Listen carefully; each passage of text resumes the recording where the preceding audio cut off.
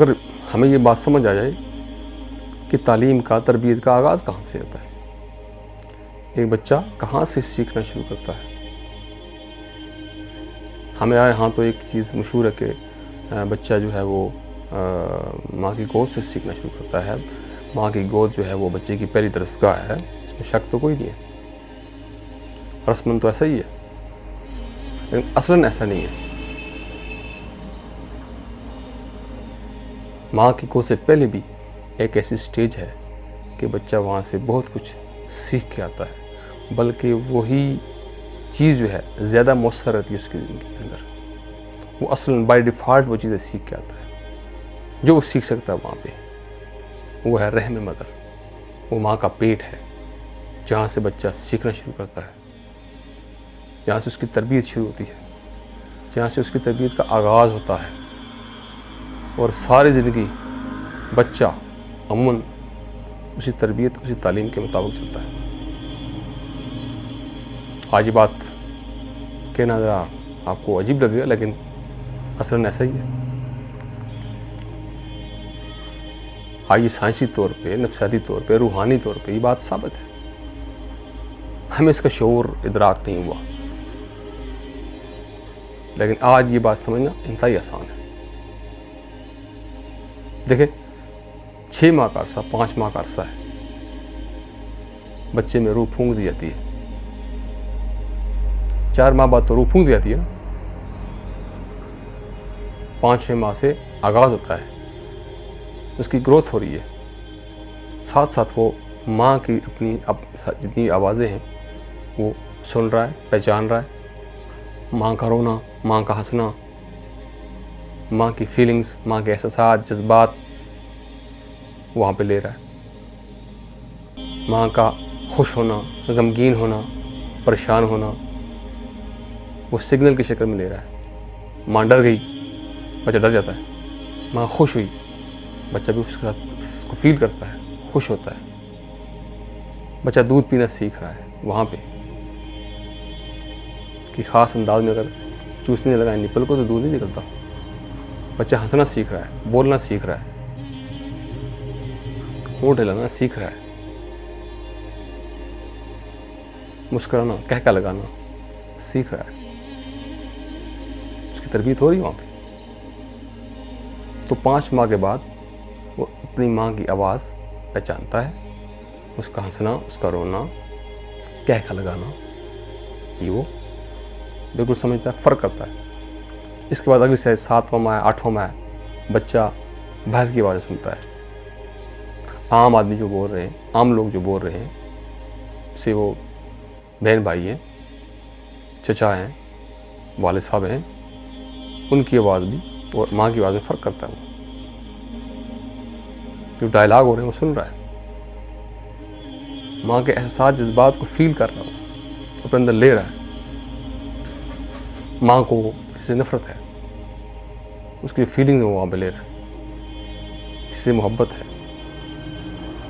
ماں کو تلاوت سن رہی ہے.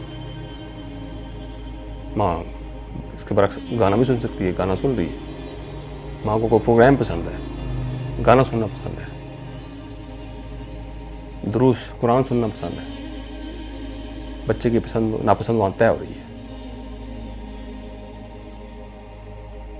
یہ ہمارا تو اس طرف کوئی دھیان نہیں، کبھی سوچا نہیں ہمیں ایسے. اب یہ کتنا بڑا اہم مرحلہ ہے، یہ ہمیں اس کا احساس نہیں بالکل.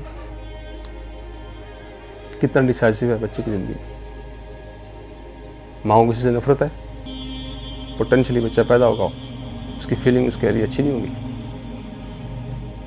ماں کی پسند ناپسند میں بتایا آپ کو نا، ماں کی پسند ناپسند بچے کی پسند انداز ہوتی ہے. میاں بیوی کا اس میں کلیش، بعض بار جھگڑا ہوتا ہے، بچہ وہی فیلنگ لے کے آتا ہے. باپ زیادتی کرتا ہے، گھر میں کوئی خاندان میں زیادتی کرتا ہے، ماں کو اس سے نفرت ہے، ان کی بنتی نہیں آپس میں، بچہ وہ فیلنگ لے کے آئے گا. اب آگے چلیں. ماں نیک ہے، پرہیزگار ہے، متقی ہے. بچہ وہ ساری فیلنگز اور احساسات لے رہا ہے.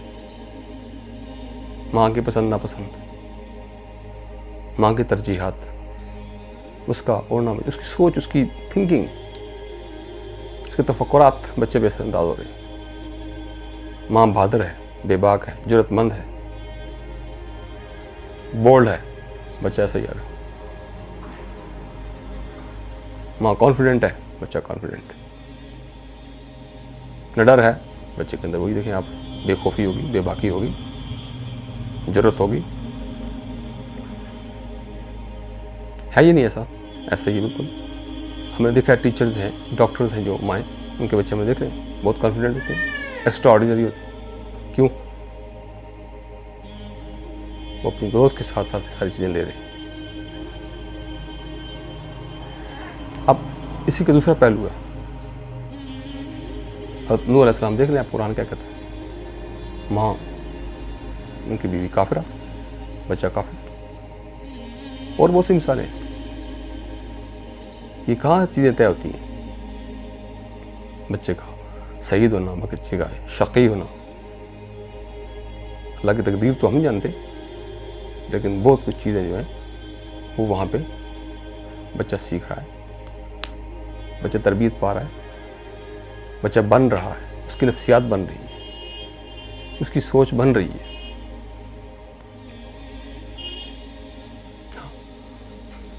دوسرا پہلو ہم کہہ رہے تھے کہ ماں اگر سنگر ہے، ڈانسر ہے، انہیرٹ کرے گا وہ ساری چیزیں، اچھے ماحول میں، برے ماحول میں، جتنے برے ماحول میں ہوگی، کسی فحش ماحول میں۔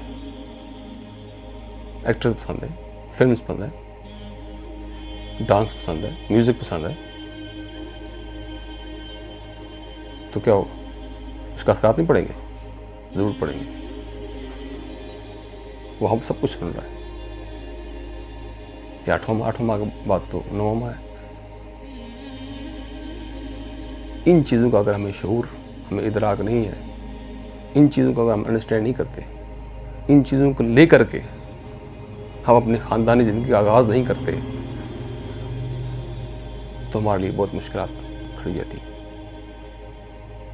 ہم عموماً یہ سمجھ لیتے ہیں بچہ اسکول جائے گا، ہماری تعلیم کا آغاز ہوگا، بچے کی تربیت کا آغاز ہوگا،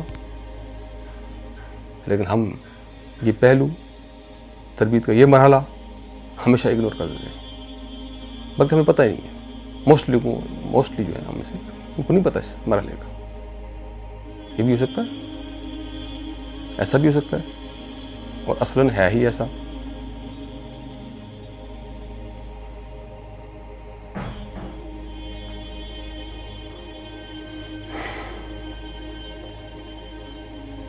اب دیکھیں بچہ پیدائشی طور پہ کیا چیزیں لے کر کے آ رہا ہے، کیا تربیت لے کر کے آ رہا ہے، کیا تعلیم لے کر کے آ رہا ہے، ہمیں اس کا بالکل نہیں پتہ۔ ہمارے ہم یہ سمجھ رہے ہیں کہ اس کا آغاز چلو زیادہ سے زیادہ گھر میں ہوگا، ماں کی گود سے ہوگا، یا رسمی طور پہ ہم جب جائے گا، اسکول جائے گا، وہاں سے اس کی تعلیم کا آغاز ہوگا۔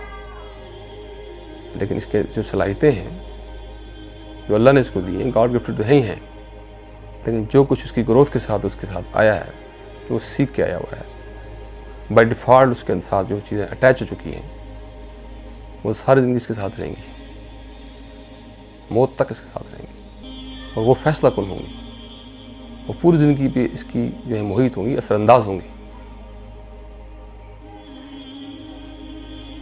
ہم دوسرے مرحلے میں انشاءاللہ نیکسٹ پروگرام میں اس پہ ڈسکس کریں گے کہ ماں کا رول۔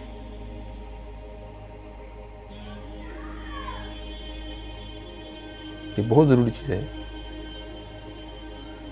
جن کا ہمیں کوئی ادراک، کوئی فہم نہیں ہے۔ کیوں کہا گیا کہ ہمیں آپ اچھی مائیں دیں، ہم آپ کو پوری اچھی قوم دیں گے؟ کتنی امپورٹنس ہے اس کی، اور کتنی ہی چیز ہمارے یہاں بالکل نظر انداز ہو گئی ہے۔